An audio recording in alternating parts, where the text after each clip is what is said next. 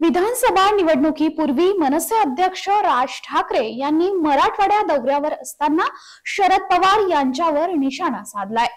मनोज जरांगे यांच्या आडून उद्धव ठाकरे आणि शरद पवार राज्यातील वातावरण दूषित करतात असा आरोप राज ठाकरे यांनी केला होता। यावेळी राज ठाकरे यांनी जेम्स लेन प्रकरणातून प्रत्येक वेळी पवारांनी जातीद्वेषाचं राजकारण केल्याचाही आरोप केला। पवारांचं राजकारण हे जातींमध्ये द्वेष पसरून करणं हेच आहे। निवडणुका येतील आणि जातील, त्यांच्या नादी लागू नका असं राज ठाकरे म्हणाले होते। मात्र यावर शरद पवारांनी आपण कधीच जातीवादी राजकारण करत नसल्याचा दावा केलाय। मराठा आरक्षण आंदोलनाचे अनेक नेते फक्त शिंदे फडणवीस सरकार मधल्या नेत्यांनाच आतापर्यंत टार्गेट करत होते, परंतु आता त्यांनी थेट पवारांना देखील जाब विचारायला सुरुवात केल्यानंतर पवारांनी मराठा आरक्षण आणि ओबीसी आरक्षणाचा विषय सर्वपक्षीय बैठकीवर ढकललाय। पुण्यात पत्रकार परिषद घेऊन त्यांनी मुख्यमंत्र्यांना सर्वपक्षीय बैठक बोलावून त्यात मनोज जरांगे आणि ओबीसी समाजाच्या नेत्यांनाही निमंत्रण देण्याची सूचना केली आहे। या पत्रकार परिषदेत त्यांनी राज ठाकरे यांनी केलेल्या आरोपासंदर्भात प्रश्न विचारल्यानंतर त्यांनी आपण जातीवादी राजकारण करत नसल्याचा दावा केलाय। राज ठाकरे यांनी 2-3दा माझं नाव का घेतलं ते मला कळलं नाही।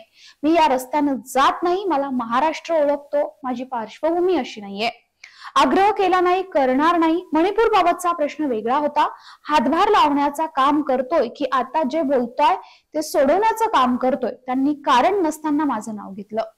मीही मराठवाड्यात फिरतो, मलाही लोकांनी अडवलंय, मला निवेदन दिलंय, हे पवारच करतात का असा सवाल शरद पवारांनी केलाय। राज ठाकरे एकूणच या सगळ्या प्रकरणाबद्दल काय म्हणाले होते ते समजून घेऊयात। राज ठाकरेंनी मराठवाडा दौऱ्यादरम्यान पत्रकारांशी संवाद साधला। उद्धव ठाकरे आणि शरद पवार हेच मनोज जरांगेंच्या आडून राजकारण करतात। तुमचं राजकारण तुम्हाला लख लाभ, माझ्या नादी लागू नका, माझी पोरं काय करतील हे सांगता येणार नाही।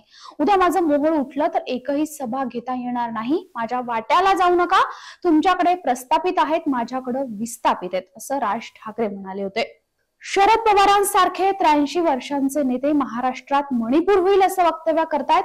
शरद पवार महाराष्ट्राच्या राजकारणातील सर्वात ज्येष्ठ व्यक्ती आहेत। त्यांनी पुढे येऊन हे सगळं थांबवलं पाहिजे, तर तेच म्हणतात महाराष्ट्राचा मणिपूर होईल। शरद पवारांनी समन्वयाची भूमिका घेतली पाहिजे, तर तेच जातीवाद भडकवायला हातभार लावतायत। शरद पवारांचं राजकारण हे जातीमध्ये द्वेष पसरवणं हेच आहे। निवडणुका येतील जातील, त्यांच्या नादी लागू नका असा सल्लाही राज ठाकरेंनी दिला होता। त्यावर शरद पवारांनी आपण जातीवादी राजकारण करत नसल्याचा दावा केलाय। हा व्हिडिओ जर आवडला असेल तर लाईक करा, शेअर करा, आमच्या चॅनलला सबस्क्राईब करा। तुमच्या प्रतिक्रिया आमच्यासाठी महत्त्वाच्या आहेत, त्यामुळे कमेंट नक्की करा। धन्यवाद।